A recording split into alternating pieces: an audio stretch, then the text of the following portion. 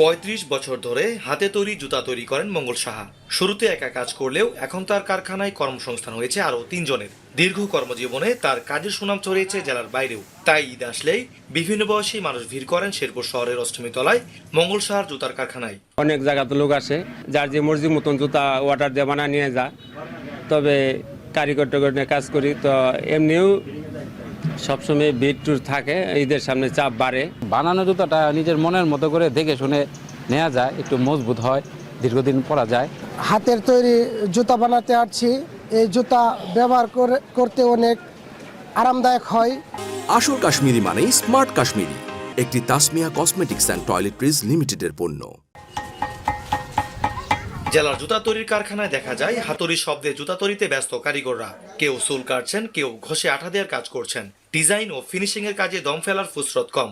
কারিগররা বলছেন, হাতে জুতা তৈরিতে রাবার কার্টিজ থেকে শুরু করে ফিনিশিং, প্রিন্টিং সবই হচ্ছে তাদের দক্ষ হাতের নিপুণ ছোঁয়ায়। তবে কাঁচামালের বাড়তি দাম ভুগাচ্ছে তাদেরকে।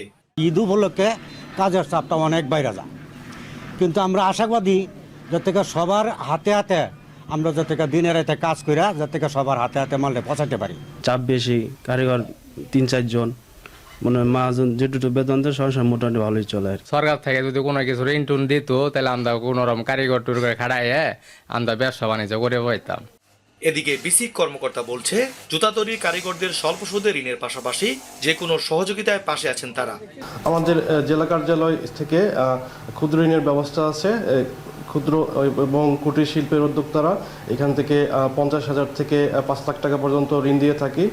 তবে আধুনিকতার এই যুগে স্বয়ংক্রিয় মেশিনের সাথে পাল্লা দিয়ে পেরিয়ে উঠছেন না হাতে জুতা তৈরির কারিগররা। এছাড়া চায়না জুতা বাজার দখল করায় হাতে তৈরি জুতার চাহিদা আগের তুলনায় বেশ কমেছে। জাহিদুল খান সৌরভ, এখন শেরপুর।